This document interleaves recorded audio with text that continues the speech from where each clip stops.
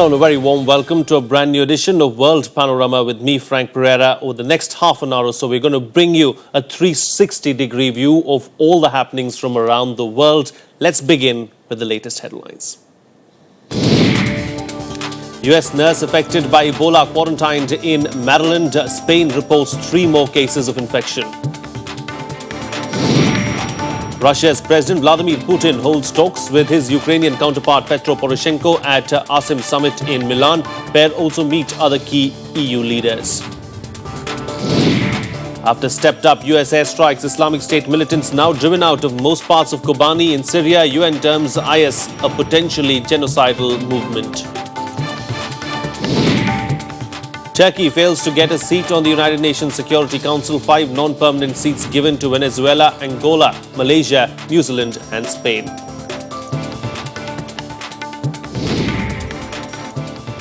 Our top focus on the show this week. The unfolding Ebola epidemic is drawing attention to yet another aspect of the human tragedy. A danger that the caregivers, the nurses and the doctors themselves face every minute while treating the patients affected by the deadly disease. On Friday, the Ebola-infected nurse from Texas was quarantined and more cases were reported from Spain. Here's a detailed report.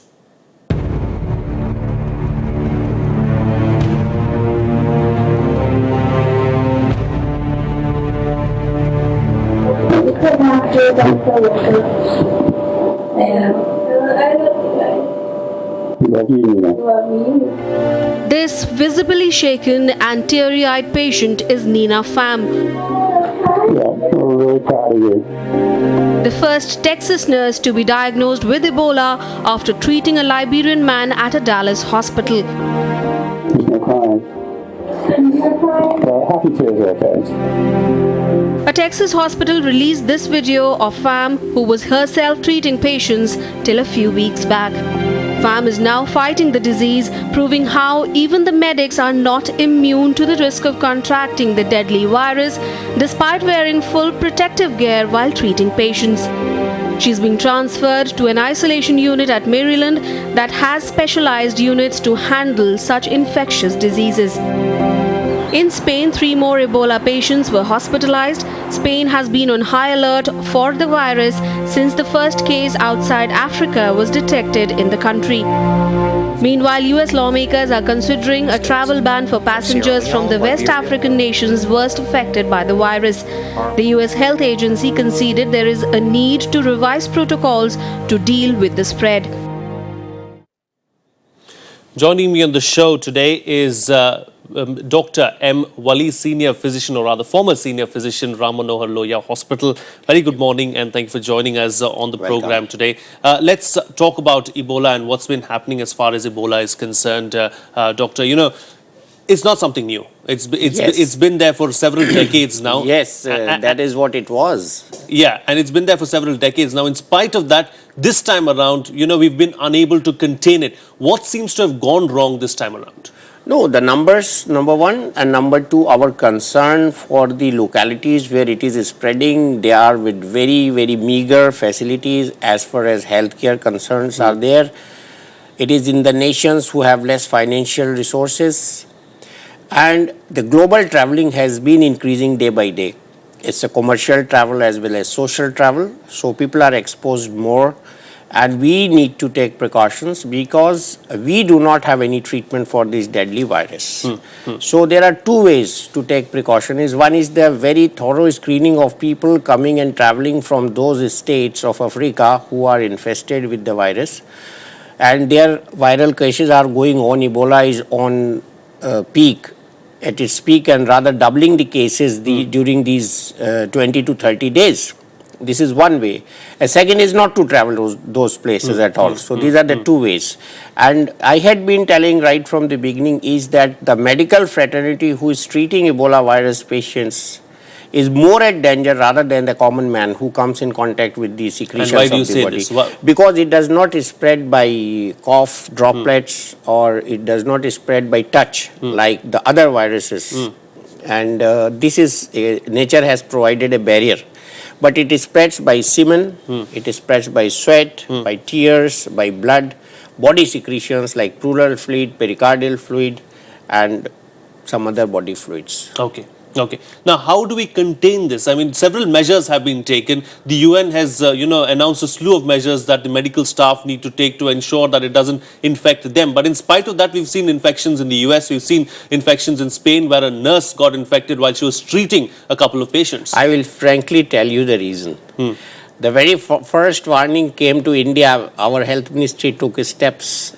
All the airports were instructed to take a detailed history of patients coming from the infested states of South Africa, and very carefully they were monitored for history of fever, and that should be enough to give us a heading.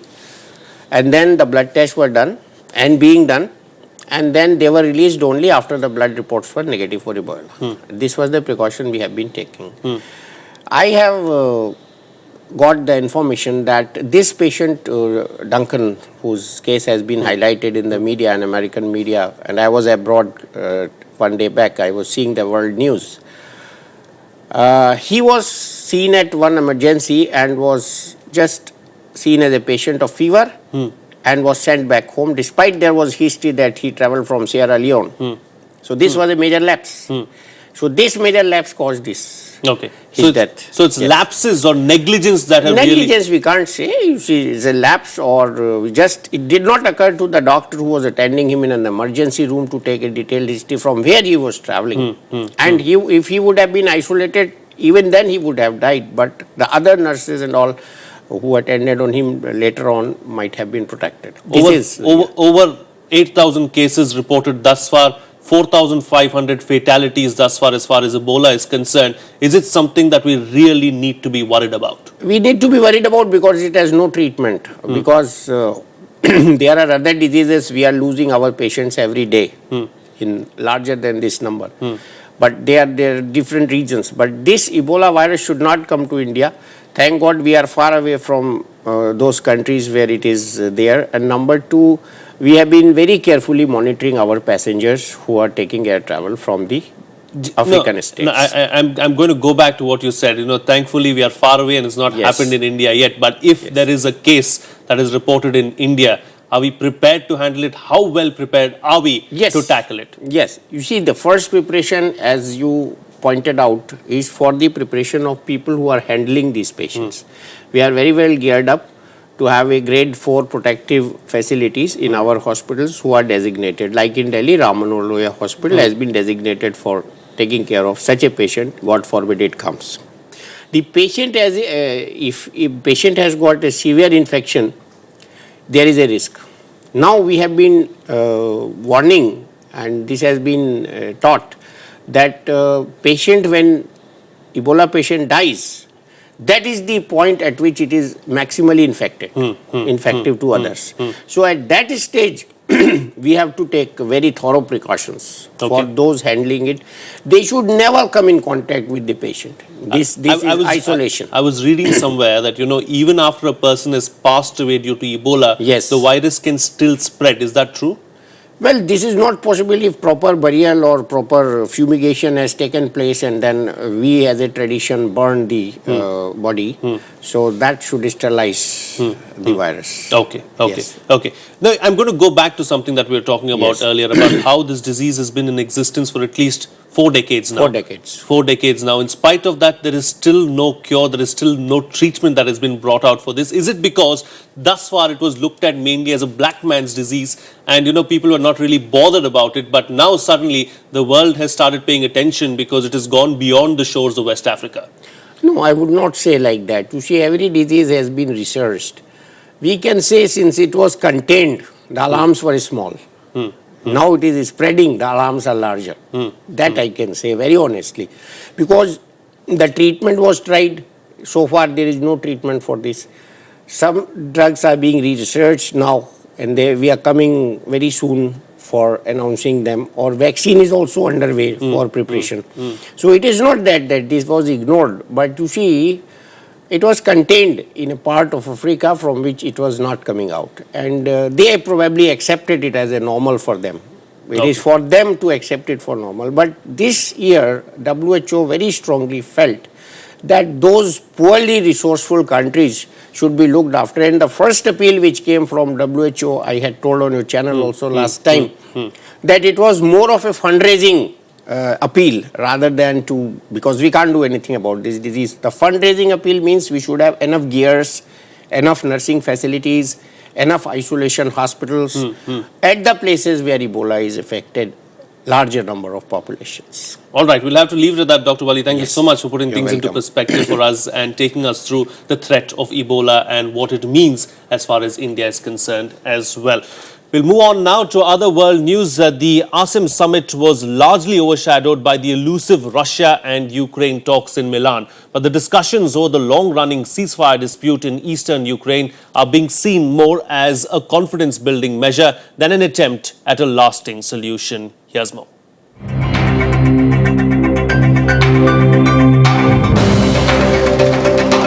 The ASEM summit in Milan was focused on talks between Russia and Ukraine. Russian President Vladimir Putin met with Ukrainian leader Petro Poroshenko along with European leaders early on Friday morning. The two sides discussed the faltering ceasefire in eastern Ukraine and the dispute over natural gas supplies. It was good,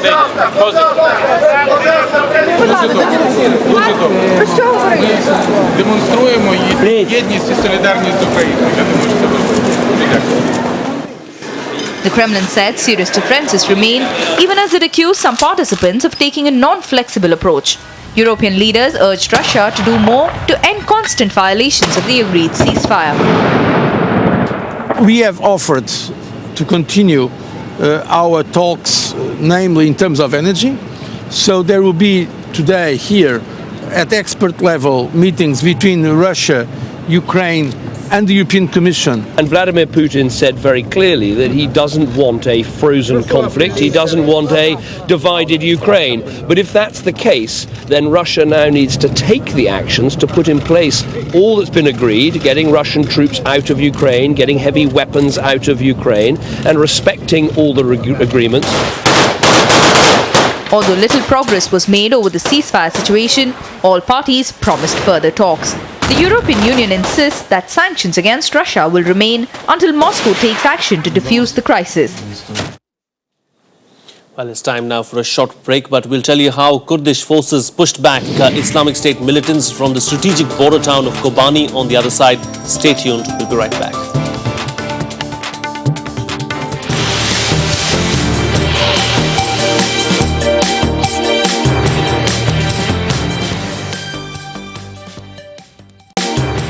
Welcome back. You're watching Rajya Sabha television. Well, 2 days of heavy airstrikes by the United States warplanes have slowed an advance by Islamic State militants against Kurdish forces defending the Syrian border town of Kobani. Explosions could be seen and heard from across the border in Turkey on Friday afternoon. A convoy of Turkish tanks could also be seen driving along the border, tightening security. Turkish and US officials said last week that Islamic State was on the verge of taking Kobani from its heavily outgunned Kurdish defenders after seizing strategic points deep inside the town. The tempo of coalition airstrikes has increased dramatically, with US fighter and bomber planes carrying out 14 raids against Islamic State militants. The strikes had seen the militants' advance slow, but the security situation on the ground in Kobani remains tenuous. Moving on now, at a time when signs of a thaw between China and Japan were becoming increasingly visible, Japanese Prime Minister Shinzo Abe's ritual offering to the controversial Yasukuni Shrine has angered the Chinese leadership. China's foreign ministry has expressed opposition and serious concern over Abe's offering to the shrine, as it sees it as a symbol of Japan's militarism. Many Asian countries which were occupied by Japan before and during the World War are also opposed to the shrine. It is believed to honor war criminals along with millions who died on the war. On Friday, along with the Abe, a group of other Japanese lawmakers paid their respects at the shrine at the beginning of the autumn festival. 中方对日本国内围绕靖国神社问题近期出现的消极动向表示严重关切和坚决反对。中方重申，日本只有切实正视和深刻反省那段侵略历史，与军国主义彻底划清界限，中日关系才可能向前健康稳定的发展。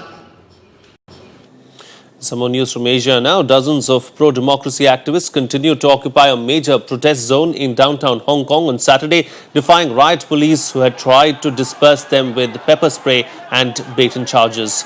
As police stood by with shields, protesters slept and chatted behind their makeshift barricades set up overnight in the gritty, densely populated Mong Kok district.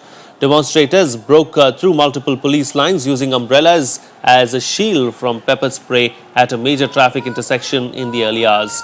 In the melee, police used batons and scuffled violently with activists but were eventually forced into a partial retreat less than 24 hours after reopening most of the area to traffic. The area has become a flashpoint for ugly street brawls between students and mobs, including triads or local gangsters who intend on breaking up the prolonged protests that pose one of the biggest political challenges for China since the crushing of pro-democracy demonstrations in Beijing in 1989. 生活上就冇乜唔方便嘅，但係因為旺角咧始終都係會好多黑社會啊，有好多吸毒嘅人，我就覺得可能佢哋隨時喺裏邊混水摸魚咯。 Well, much else has been unfolding around the world. Here's a quick wrap of the other international news of the week.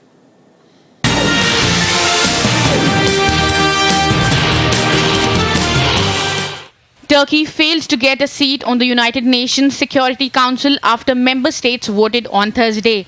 Turkey has been under international pressure to help combat Islamic State militants waging war along its border. The 5 non-permanent seats were given to Venezuela, Angola, Malaysia, New Zealand and Spain. The members will begin their 2-year appointment on the 1st of January 2015. At least 40 people were killed in a series of car bombs and mortar attacks in Shia areas of the Iraqi capital, Baghdad. In the deadliest incident, 2 car bombs exploded simultaneously in the western district of Dolai, killing 14. No one has claimed responsibility for the attacks, but Islamic State militants are the main suspects. The European Court of Justice on Thursday struck down anti-terrorism sanctions imposed on the Tamil Tigers by the European Union, citing a technicality. It, however, ruled that the assets of the Sri Lankan group should remain frozen. The court said a decision by EU leaders in 2006 to place the LTTE on a list of militant organizations had been based on imputations derived from the press and internet rather than on direct investigation. At least 21 militants were killed on Thursday when Pakistani military choppers pounded their hideouts in Khyber district near the Afghan border. The attacks took place early on Thursday morning in the remote Pereira Valley, where the Taliban and another banned militant group, Lashkar-e-Islam, have taken refuge. The airstrikes by security forces came a day after the suicide bomber targeted members of a peace committee in the same area and killed 5 people.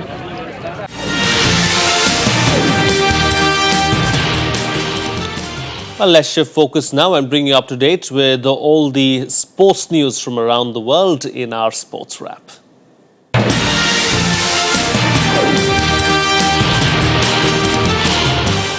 In a book that titles Pep Guardiola's title-winning campaign at Bayern Munich last season, the football team manager has reportedly revealed that he wants to take charge of Manchester United at some point in his career. The former Barcelona manager had admitted that he got enticed when watching Sir Alex Ferguson's United in 2011, saying that he liked that atmosphere and could see himself coaching there one day. Striker Luis Suarez has received a golden boot after his 31 goals for Liverpool in the English Premier League last season. Suarez received the award from Liverpool legend Kenny Dalglish after being the top scorer. The forward was sidelined by FIFA for 4 months, which banned him for 9 competitive internationals after he beat Italian defender Giorgio Chiellini at the World Cup in Brazil earlier this year. Scheduled host nation Morocco has asked the Confederation of African Football to postpone the African Nations Cup over fears that travelling supporters could put the country at greater risk from the Ebola epidemic. South Africa and Ghana are known to have been approached as the Confederation of African Football seeks a replacement for Morocco to stage the continent's top competition. Former world number 1 Boris Becker has said that he hopes to continue working as Novak Djokovic's coach and aims at maintaining the Serb on the top position. Becker said that he and Djokovic have a very good relationship and added that they have built a lot of experience and a lot of trust. He said that they like it very much and want to continue working together. Former England bowler Graham Swan has insisted that there was no culture of bullying in the team's dressing room. He claimed that ousted batsman Kevin Peterson's career had already been heading downhill before the ECB sacked him. Swan also said that maybe it would have been wiser for the ECB to have removed Peterson from international duty quietly by suggesting that his form had entered a permanent dip, adding that there would certainly have been a lot less bloodletting.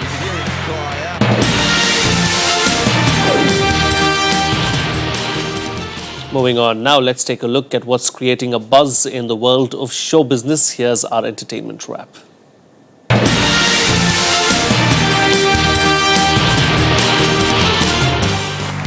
Australian author Richard Flanagan's The Narrow Road to Deep North, set during the building of the Thailand-Burma Death Railway in World War II, won Britain's prestigious Man Booker Literature Prize.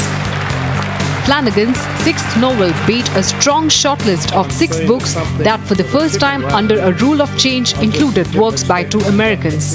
In the book, Flanagan takes up the story of Allied prisoners of war used as forced labor by Japanese to build the notorious railway line.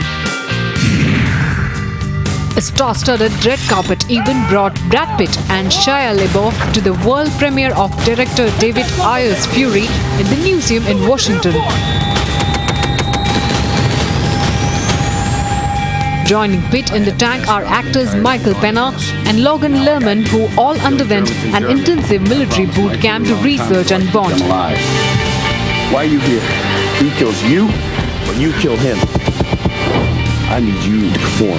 Fury is an intimate story amid war-torn battlefields and is projected to open with $25 million at the US box office. Actor Neil Patrick Harris will host the next year's Academy Awards ceremony. The organizers of Hollywood's biggest night announced on Wednesday. Harris is best known as Barney Stinson on the CBS sitcom How I Met Your Mother. He has also hosted TV's Emmy Awards. He also won 3 Emmy Awards for hosting the television presentation of theatre's Tony Awards. The 87th Oscars, handed out by the Academy of Motion Pictures, Arts and Sciences, will be presented in a television ceremony from Los Angeles on February 22nd. Jennifer Lopez has revealed that she is happy to be single despite the fact that her friends are determined to find her a new man so she can settle down again. The Made in Manhattan star said that her friends are constantly trying to set her up, but she is just not there right now. The 45-year-old has been married thrice. The actor said that she is just spending time with herself and kids and that she still believes in love.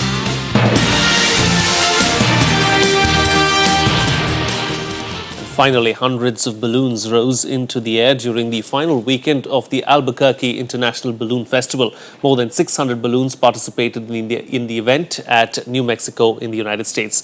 We'll leave you with these images. Have a good day and we'll see you again, same time, same place next week.